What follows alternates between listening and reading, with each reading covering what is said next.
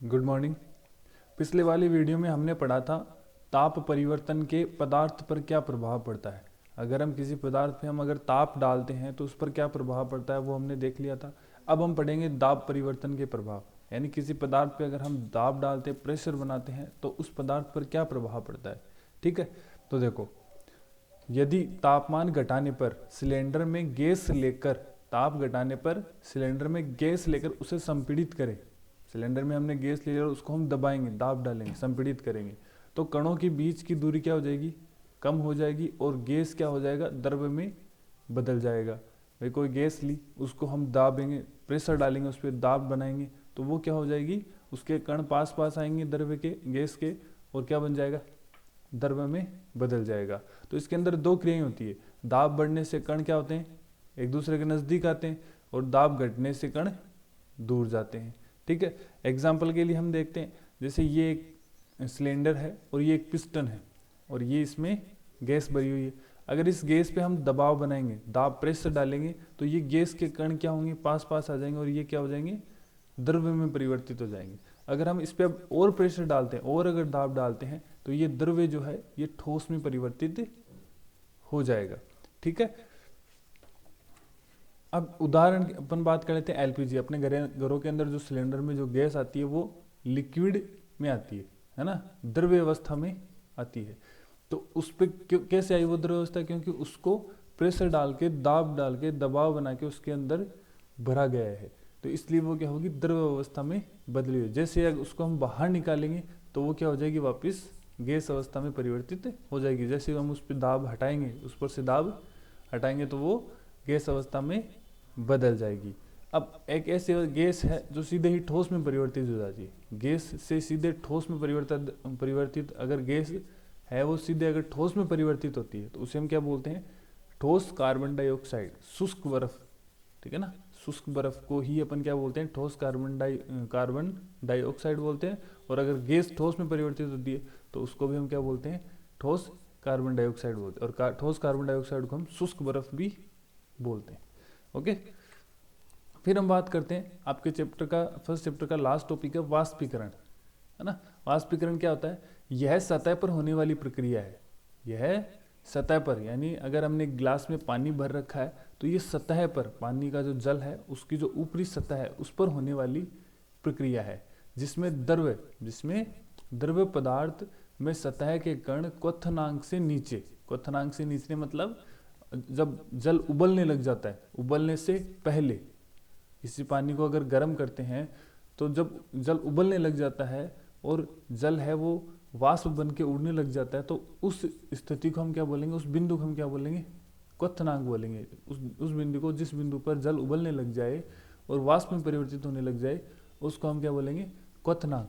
But उस क्वथनांक, उबलने से पहले जल अगर वाष्प बन रहा है, भाप बन रहा है, तो देखो क्या कहते हैं उसे, क्वथनांक से नीचे किसी भी तापमान पर, यानी क्वथनांक से यानी जल के उबलने से पहले किसी भी तापमान पर वाष्प में, यानी वो द्रव है वाष्प में बदलने लगता है, उस प्रक्रिया को हम क्या बोलते हैं, वाष्पीकरण। इसका मतलब यह है कि जो वाष्पीकरण है वो कोई भी लिक्विड होता है, कोई भी द्रव्य होता है, उसकी सतह पर होने वाली प्रक्रिया है। कैसे, जब वो द्रव्य उबलने लग जाए, यानी उबलने लग जाए, उबलने से पहले, जब वो द्रव्य उबलता है उबलने से पहले जो भी द्रव्य वाष्प बन के उड़ता है उसको हम क्या बोलते हैं, वाष्पीकरण कहते हैं। अब वाष्पीकरण को प्रभावित करने वाले कारक, आपका जो वाष्पीकरण होता है, जल का जो वाष्पीकरण होता है, उसको प्रभावित करने वाले कारक क्या है। पहला कारक है सतह का क्षेत्रफल। सतह का क्षेत्रफल, भाई एक तो जल की अपन बात कर लेते हैं, एक तो जल आप ले लीजिए ग्लास में और एक ले लीजिए प्लेट में। ठीक है, दोनों को रख दीजिए, सुबह रखिए और शाम को उसको देखिए। सबसे ज्यादा जल का वाष्पीकृत किस में होगा, प्लेट में होगा। क्यों होगा, क्योंकि जो प्लेट में है जल, उस जल का जो क्षेत्रफल है वो ज्यादा है, और जो ग्लास में जो जल है उसका क्षेत्रफल क्या है, कम है। आए बात समझ में। फिर हम बात करते हैं तापमान की। भाई एक तो आप ग्लास रखिए सर्दियों में, एक ग्लास में पानी भर के आप रखिए सर्दियों में, और एक ग्लास में पानी भर के आप रखिए गर्मियों में, तो किसका ज्यादा वाष्पीकरण होगा, जो गर्मियों में रखा गया है उस जल का वाष्पीकरण ज्यादा होगा। क्यों होगा, क्योंकि गर्मियों में ताप अधिक रहता है, ताप अधिक रहता है तो वाष्पीकरण ज्यादा होगा। और सर्दियों में ताप कम होता है तो वाष्पीकरण कम होगा। आर्द्रता की हम बात करते हैं, आर्द्रता का मतलब है नमी, वातावरण में नमी। जैसे कभी कभी बरसात होती है, तेज बरसात होती है तो वातावरण में चिपचिपा सा हो जाता है, यानी नमी हो जाती है ना। वो नमी क्या होती है, उस नमी के कारण भी वाष्पीकरण पे प्रभाव पड़ता है। कैसे? जैसे अब अपन ने कोई ग्लास रखा उस नमी वाले स्थान पे, है ना, तो एनवायरनमेंट में ऑलरेडी वाष्प उपस्थित है, बहुत ज़्यादा वाष्प उपस्थित है, वहाँ पे अधिक ताप नहीं है, इसीलिए क्या होगा, जो आपका जल है वो कम वाष्पीकृत होगा। अब वायु की गति हम बात करते हैं, तो वायु की गति की अपन एक एग्जाम्पल देखते हैं। जैसे हम कपड़े सुखाते हैं, अगर हवा नहीं चलती है तो कपड़े थोड़ी लेट से सूखते हैं, टाइम लगता है सूखने में, है ना। और अगर कपड़े हवा चल रही है, तेज हवा चल रही है, अगर वहाँ सुखाते हैं तो कपड़े जल्दी से सूख जाते। क्यों सूख जाते? क्योंकि जब हवा तेज चलती है तो जल का वाष्पीकरण ज़्यादा होता है, और अगर हवा नहीं चलती है तो जल का वाष्पीकरण कम होता है। तो वायु की गति से भी जल के वाष्पीकरण पे या फिर द्रव्य के वाष्पीकरण पे प्रभाव पड़ता है। तो ये 4 कारक है जो वाष्पीकरण को प्रभावित करते हैं। आगे हम बात करते हैं वाष्पीकरण से शीतलता, यानी वाष्पीकरण से ठंडक कैसे महसूस होती है। तो हम बात करते हैं, देखो, वाष्पीकरण प्रक्रिया के दौरान द्रव्य के कण अपने आसपास के वातावरण से ऊर्जा अवशोषित कर लेते हैं और वातावरण से ऊर्जा की हानि होती है और वातावरण शीतल हो जाता है। यानी वाष्पीकरण प्रक्रिया के दौरान क्या होता है कि द्रव्य के कण अपने आसपास के वातावरण से, जो द्रव्य है वो कण क्या करते हैं, आसपास के जो वातावरण से जो गर्मी है, जो ऊर्जा है, उसको अवशोषित कर लेते हैं, और अवशोषित कर लेते हैं तो वातावरण से ऊर्जा की हानि होती है और वातावरण क्या हो जाता है, शीतल हो जाता है। फॉर एग्जाम्पल हम बात करते हैं, एक मिनट, हाँ, फॉर एग्जाम्पल हम बात करते हैं, जैसे अपनी हथेली है, हथेली पर हमने पेट्रोल डाला थोड़ा सा, तो हमें ठंडक महसूस होगी। क्यों होगी? जो पेट्रोल है वो आपकी हथेली से, जो आपकी हथेली में गर्मी है, जो उष्मा है, उसको अवशोषित करके वायुमंडल में उड़ जाता है वाष्प बन के, तो आपका हथेली क्या होती है, ठंडक महसूस करती है। दूसरा अपन एग्जाम्पल ले लेते हैं तवे का। तवे को गर्म कीजिए और गर्म करने के बाद में उस पर पानी की कुछ बूंदें डालिए, तो हम देखते हैं जैसे अपन ने पानी की कुछ बूंदें डाली तो वो तवे से क्या करेगी, उष्मा को अवशोषित करेगी और वायुमंडल में वाष्पीकृत हो जाएगी और तवा क्या हो जाएगा, ठंडा हो जाएगा। ऐसे ही इस वाष्पीकरण के कारण ही फ्रिज से ठंडी हवा आती है, कूलर से ठंडी हवा आती है ना। तो इसी वाष्पीकरण की वजह से आती है। ठीक है, अब अपन इस चैप्टर के कुछ इंपॉर्टेंट क्वेश्चंस देखते हैं जो आपको सबके आंसर लिखने के बाद में मेरे व्हाट्सएप नंबर डिस्क्रिप्शन में मिल जाएंगे, उस पर आपको सेंड करने हैं। तो देखिए, पहला क्वेश्चन है, तापमान का एसआई मात्रक लिखना है। तापमान के कई मात्रक होते हैं, 3-4 मात्रक होते हैं, बट आपको क्या लिखना है, एसआई मात्रक लिखना है। ठीक है। सेकेंड क्वेश्चन है कि 10 डिग्री सेंटीग्रेड तापक्रम बराबर क्या होता है, यानी 10 डिग्री सेंटीग्रेड तापमान के बराबर कौन सा मात्रक होता है, तो वो आपको लिखना है, वो आपको वैल्यू लिखनी है। ठीक है। थर्ड क्वेश्चन की बात करते हैं, बर्फ का गलनांक क्या है, यानी बर्फ का गलनांक, यानी बर्फ का ऐसा कौन सा टेम्परेचर है जिसपे बर्फ पिघलने लग जाए। ठीक है। चौथा अपन बात करते हैं 300 केल्विन बराबर क्या है। अब मैं बता दूं आपको, जो 10 डिग्री सेंटीग्रेड है उसको केल्विन में कन्वर्ट करना है और जो 300 केल्विन है उसको 10 डिग्री सेंटीग्रेड में कन्वर्ट करना है।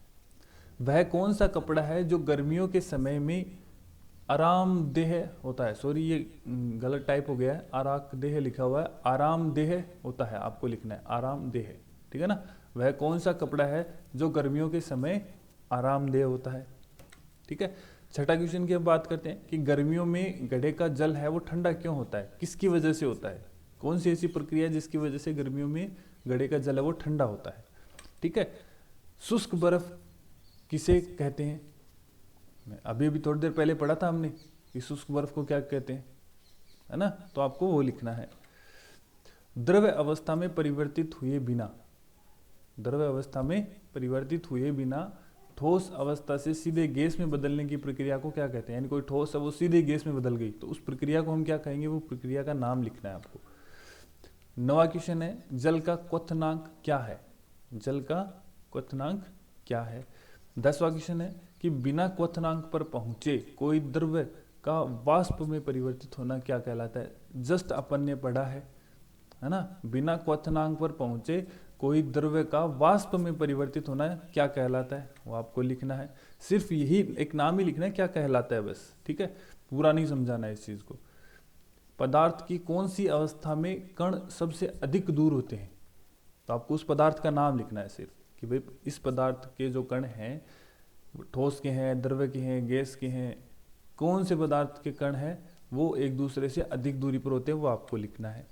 12वें क्वेश्चन की हम बात करते हैं कि पदार्थ की कौन सी अवस्था में कण की गतिज ऊर्जा सबसे अधिक होती है, यानी सबसे अधिक तेजी से गति कौन करता है, कौन सी अवस्था में करता है, तो वो आपको लिखना है। फिर अपन 13वें क्वेश्चन की बात करते हैं कि वह तापमान जिस पर ठोस पिघलकर, सॉरी ये भी गलत लिखा हुआ है, पिघलकर द्रव्य बन जाता है, पिघलकर लिखना है ना, वह तापमान जिस पर ठोस पिघलकर द्रव्य बन जाता है ना, वह तापमान जिस पर ठोस है वो पिघलकर द्रव्य बन जाता है कहलाता है, यानी उस प्रक्रिया का नाम लिखना है आपको, कौन सी ऐसी प्रक्रिया है जिस पर ठोस है वो पिघलकर द्रव्य बन जाता है, ठीक है। फिर हम बात करते हैं 14वें क्वेश्चन की, तो वह तापमान जिस पर द्रव्य उबलने लग जाता है, उबलने लगे उसे क्या कहते हैं, वो तापमान जिस पर जो द्रव्य आपने लिया है वो उबलने लग जाए उसे हम क्या कहेंगे, वो आपको लिखना है। 15वां क्वेश्चन है पदार्थ की कौन सी अवस्था में कणों के बीच सबसे अधिक आकर्षण बल होता है, यानी पदार्थ की कौन सी अवस्था में कणों के बीच जो है वो आकर्षण बल, एक दूसरे को आकर्षित करने का बल है, वो सबसे अधिक कौन सी अवस्था में होता है, तो वो आपको लिखना है, ठीक है। तो ये आपके 15 क्वेश्चन है जो आपको आंसर करने, एक एक लाइन में सबके आंसर है, बड़े आंसर नहीं है, एक एक लाइन में किसी एक एक वर्ड का है, कोई एक लाइन का है, तो वो आपको आंसर लिखने एक नोटबुक में लिखने हैं, उसकी फ़ोटो लेनी है और मेरा जो व्हाट्सअप नंबर दिए हैं उस पर आपको सेंड करना है, ठीक है। Okay, thank you.